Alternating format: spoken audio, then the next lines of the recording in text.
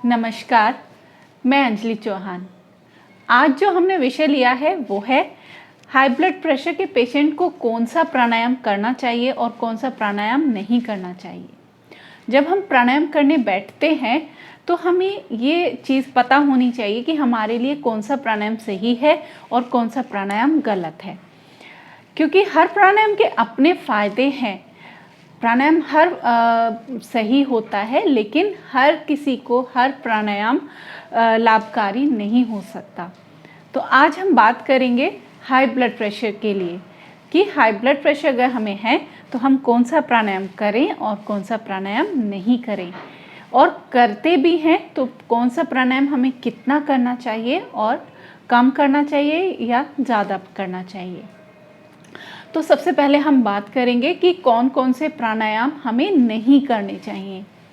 तो जैसे सबसे पहले हम बात करते हैं कपालभाति की। कपालभाति वैसे तो एक क्रिया है जो षट क्रिया है वहाँ से आता है, लेकिन इसके लाभ इतने हैं कि हम इसको प्राणायाम में ही हम इसको काउंट करने लगे हैं। आज के टाइम में हमने देखा है कि कपालभाति के लाभ बहुत ज़्यादा हैं। ये जानकर हम बहुत कपालभाति करते रहते हैं। हम आधा आधा घंटा तक कपालभाति करते हैं। कर लेना चाहिए, लेकिन अगर हमारा ब्लड प्रेशर हाई रहता है तो हमें इतना कपालभाति नहीं करना चाहिए। कपालभाति आप बहुत कम करें। आप 300-400 तक आपके लिए काफ़ी होगा, या इससे भी कम करें।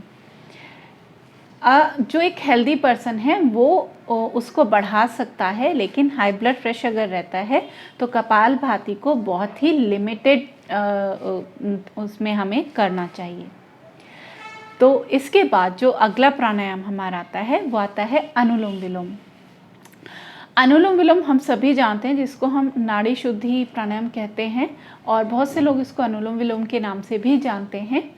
अनुलोम विलोम हम जब करते हैं तो ये दोनों को बैलेंस करता है, हमारी ईड़ा और पिंगला नाड़ी दोनों को बैलेंस करता है। तो इसलिए अनुलोम विलोम हम आराम से कर सकते हैं अगर हमारा हाई ब्लड प्रेशर है तो भी।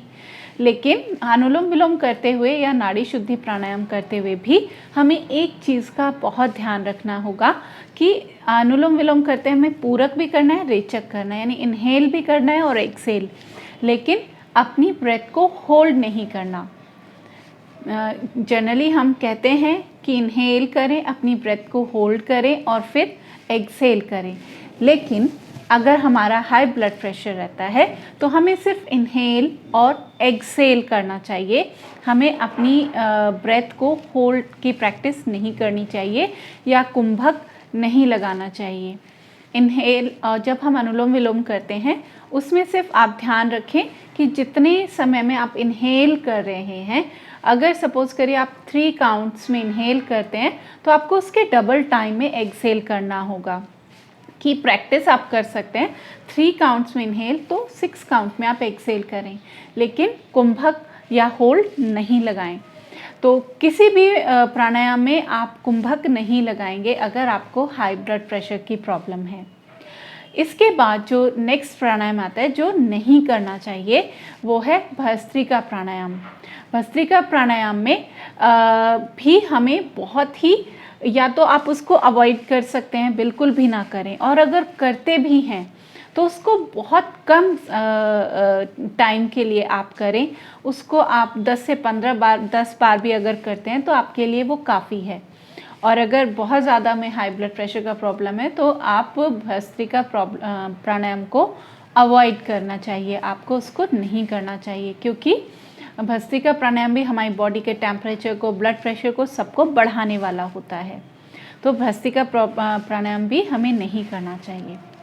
इसके बाद जो हमारा प्राणायाम आता है जो हमें नहीं करना चाहिए वो सूर्यभेदी प्राणायाम।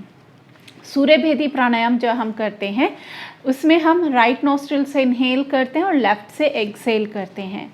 इसमें हम हर बार राइट नोस्ट्रिल से इनहेल करेंगे और लेफ़्ट से एक्सेल करेंगे। लेकिन अगर हमारा ब्लड प्रेशर हाई रहता है तो हमें सूर्यभेदी प्राणायाम नहीं करना चाहिए, चाहे गर्मी हो या सर्दियां हो।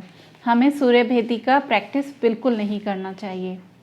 तो ये कुछ प्राणायाम हैं जो हमें नहीं करने चाहिए।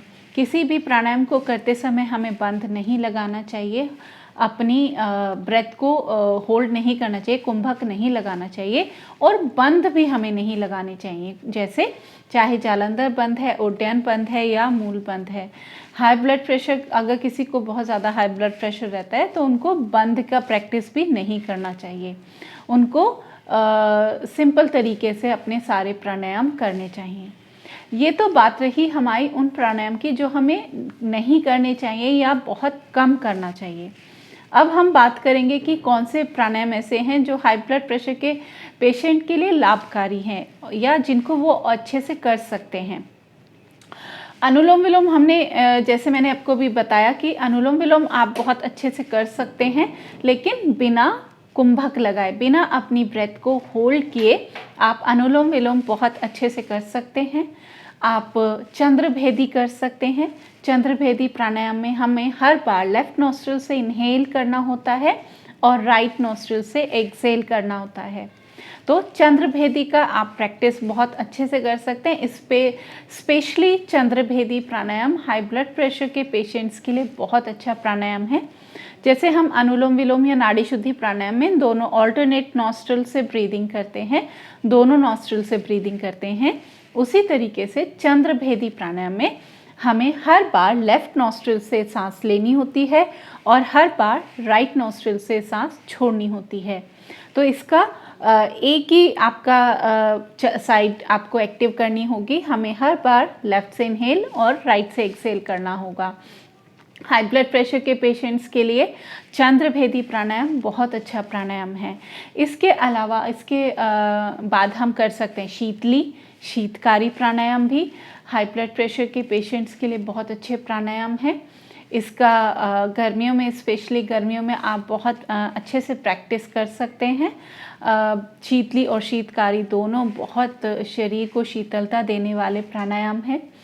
इसके बाद हम कर सकते हैं उज्जयी प्राणायाम भी आप कर सकते हैं, लेकिन उसको बहुत कम समय के लिए और बिना कुंभक लगाए, बिना होल्ड के ही आपको उज्जयी प्राणायाम की प्रैक्टिस करनी चाहिए हाई ब्लड प्रेशर के पेशेंट्स को। और भ्रामरी प्राणायाम आप कर सकते हैं, अच्छे से कर सकते हैं। भ्रामरी प्राणायाम भी एक न्यूट्रल प्राणायाम है जो हाई ब्लड प्रेशर को ना ही बहुत बढ़ाने का काम तो नहीं करता। तो आप भ्रामरी प्राणायाम को बहुत अच्छे से कर सकते हैं। बस ध्यान रखिए कि किसी भी प्राणायाम में आप कुंभक नहीं लगाएंगे। और उद्गीत प्राणायाम बहुत अच्छा प्राणायाम है हाई ब्लड प्रेशर के पेशेंट्स के लिए। ओम का उच्चारण जिसको हम कहते हैं, तो ओम के उच्चारण का आप बहुत प्रैक्टिस कर सकते हैं आराम से। तो ओम का उच्चारण या उद्गीत हमारे ब्लड प्रेशर को कम करने का काम करता है, उसको बैलेंस करने का काम करता है। तो इस तरीके से उद्गीत का आप बहुत प्रैक्टिस कर सकते हैं, आराम से अभ्यास कर सकते हैं। तो इस तरीके से ये हमने कुछ प्राणायाम, सभी प्राणायाम हमने डिवाइड किए कि कौन से प्राणायाम हमें करने चाहिए और कौन से प्राणायाम नहीं करने चाहिए। लेकिन अगर आप किसी टीचर की गाइडेंस में ये प्राणायाम करते हैं, क्योंकि आपको पता होना चाहिए कि कौन सा प्राणायाम हमें कितनी देर करना है और कितनी देर हमें कम करना है या ज़्यादा करना है, कौन सा नहीं करना या कौन सा हमारे लिए सूटेबल है, हमारे लिए सही है। तो ये जो एक कॉन्सेप्ट है, जो इसके पीछे पूरी थ्योरी है, वो आपको क्लियर होनी चाहिए। चाहे हमारा कोई भी प्रॉब्लम है तो हर प्रॉब्लम के अकॉर्डिंग, हमारी जो भी हेल्थ है उसके अकॉर्डिंग हर प्राणायाम हर किसी के लिए परफेक्ट नहीं हो सकता। तो उससे पहले हमें ये पता होना चाहिए कि हमारे लिए कौन सा प्राणायाम परफेक्ट है और कौन सा नहीं हमें करना चाहिए या नहीं। और ये इसके प्राणायाम के पीछे बहुत सारे फैक्टर्स होते हैं। अगर किसी को वात का प्रॉब्लम है, किसी को पित्त का प्रॉब्लम है, किसी को कफ का प्रॉब्लम है, तो भी हमारे जो प्राणायाम हैं वो बदल जाते हैं। तो इस प्रकृति, हमारी जो शरीर की प्रकृति है उसके ऊपर भी प्राणायाम डिपेंड करते हैं।